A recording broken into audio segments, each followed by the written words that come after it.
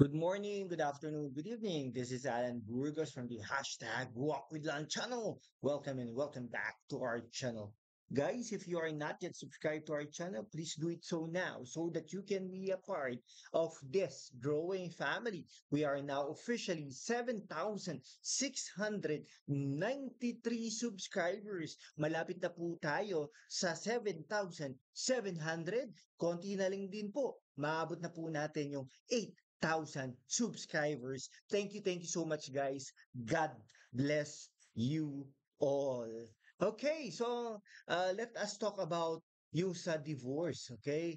Ano po, no? Si dati pong Senate President, no? Pro tempore na si Loren Legarda, dating broadcast journalist, dating tumakbo bilang vice presidente, hindi lang po isang beses, kundi dalawang beses. Ngunit sa kasamaang palad, siya po ay natalo. Naging congresswoman din po yan ng Antique, no? Siya po ay talagang hindi naman po maganda ang kanyang mga naging karelasyon, ang kanyang kasal, pero nagkaroon po yan ng mga anak na successful naman nowadays, no? So, sabi niya, no, si Lauren Legarda ay open sa legalizing divorce, okay? Kasi actually, ang mga gets po totoo lang po tayo sa totoo lang ha.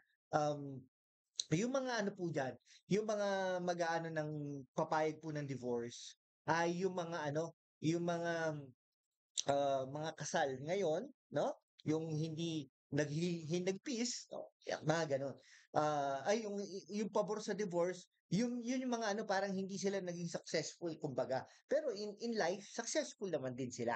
Okay? Pero yung mga hindi pabor diyan, yun yung mga ano, mga kasal ngayon, oh, kinasal na ulit, no? Yan si Jesus Escudero, Jingo Estrada, Manny Villar, baka sino pa ba? Baka mga Cayetano, gano'n, yung mga gano'n, no? Yung isang Alan Cayetano, yung Pia is ano naman yan, pabor yan, mga gano'n.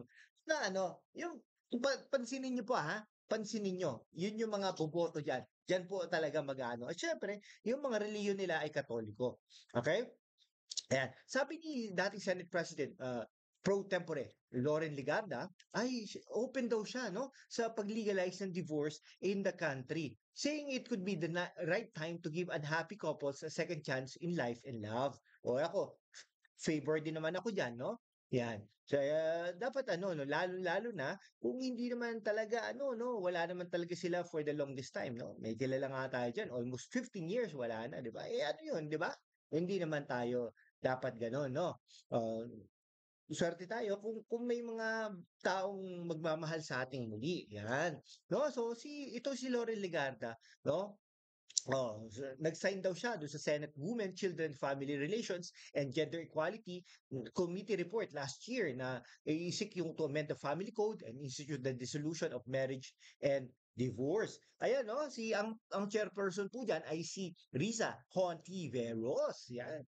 Lumagda daw siya ng kanyang signature na talaga nag-i-apply na gustong i-discuss, no? Parang napapanahon na ating tignan ang diskusyon kung paano natin mababawasan ang naapektuhan, mga naghihinagpis, no? Ng mga nag-aabusong kababaihan, pati na rin ang mga kalalakihan. Tama po 'yan ha. Huwag po tayong ano ha, yung ay ano ba, yung babae lang ba may apektado diyan? Hindi po, pati lalaki din, no? Oh, lalaki lang ba yung ano? Hindi rin po, babae din, no? Kaya po pantay-pantay, 'di ba? Meron tayong isang ano, sa LRT, meron tayong minsan ano, lalaki, no? Hindi niya pinaupo yung babae na dalaginding, no? Nagtatrabaho, gano'n. Nagalit itong dalaginding, sabi gano'n. Bakit hindi mo ako pinapaupo? Gano'n, sabi niya. Hala, wait lang, sabi ng lalaki. Bakit kita papaupuin? Mas malakas ka pa sa akin. Ang lakas-lakas mo nga. At saka, meron na ngayon equality of women and men ngayon, di ba? Kung kayo, mga babae, pag ano, na ano kayo, pupunta kayo sa pulis, ganyan-ganyan, parang lahat na lang, inabuso kayo, etc. No? Ba't ngayon? Dapat nga strong ka. Tumayo ka diyan, sabi ng lalaki, no? Pero may punto din naman yung lalaki, 'di ba? Hindi natin alam, baka nanghihina pa nga yung lalaki. But 'di ba? Itong dalaginding na ito, kala mo kung sino, 'di ba? Hindi porket babae, hindi porket bakla, o kung ano pa man, ay talagang parang ano ka na, entitled ka na sa buhay. Hindi gano'n, 'di ba? Kung anong kaya ng lalaki, kaya ng babae. O, 'di ba? Parang gano'n. O, kung anong kaya ng babae, kaya rin ng lalaki. Kaya dito sa ano na 'to, may punto rin naman ito si Leganda. 'No? So, talagang magdidiskusyonan sila sa floor niyan kung sino 'yan. Pero siyempre etong mga taong ito, 'no, may kanya-kanya na silang ano, take diyaan 'no, ayan. So, eto so okay, sabi ni Ligadna, said that divorce bill should make the dissolution of marriage affordable and accessible to poor Filipinos. Tanggapin natin, no, yung annulment, ang daming ano, mahal po yung annulment na yan. Oh, di ba? Kaya nga po, ano no? Pero let's give each other the chance to be happy again. Totoo po yun, no? Ito, sabi ni Ligadna, napapanahon na. Ito, anong version? Yung House version ba or Senate version? Ano ba ang grounds?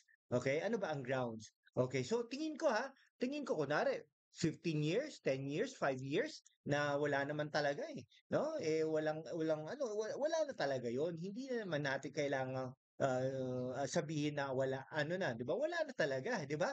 O tapos ang ano diyan, hindi mahalaga lang oo naman mahalaga yung pera, pero ibig sabihin hindi lang 'yun ang mahalaga. Lalong-lalo na kung aral naman yung lalaki, aral naman yung babae, there is a possibility na mag-grow sila parehas. Pero kung wala talagang gano'n, eh di wala na talaga. Gano'n dapat 'yun, 'no? No. So sabi ni Legarda, dapat maging kaaya-aya, katanggap-tanggap at accessible sa mga mahihirap na pamilya, hindi kaya ng mga mamahaling abogado. Tanggapin natin ang mamahal po ng abogado, 'di ba? Oh, ay ano dapat 'yan, may mga ano naman tayo 'no. So pumirma ako sa committee report dahil maaaring napapanahon na, sabi ni Lauren Legarda. No, pero alam niyo po ba, ang Philippines, aside from Vatican, ay ito lang ang walang um state sponsored the bill against dun sa divorce dun sa in favor of divorce so the Philippines is the only country in the world that prohibits divorce next to the Vatican. So dalawa lang dalawang bansa. Guys ang Vatican ay hindi lang po yan city, no? Iyan po ay isang bansa din. Smallest country in the world governed by the Pope. Kaya nga po minsan 'pag pumupunta ang Pope sa isang Muslim country, bakit daw binibigyan ng ano, ng, um, ng honor, 'no? Kasi nga po ang Pope ay hindi lang po religious leader, kundi po 'yan ay political leader din po 'yan, okey? Ito, 'yun lang po. Kasi alam niyo po ba, majority of our people here in the Philippines are Roman Catholics. 'Yan din po talaga nagpapaano 'no? Sige po. Okay. Sige po, hanggang dito na lang po mga kaibigan ko. Kung hindi ka pa nakapag-subscribe sa ating channel, mag-subscribe ka naman para naman we can be able to maintain and sustain this channel. Thank you so much, guys. God bless you all. Group hug.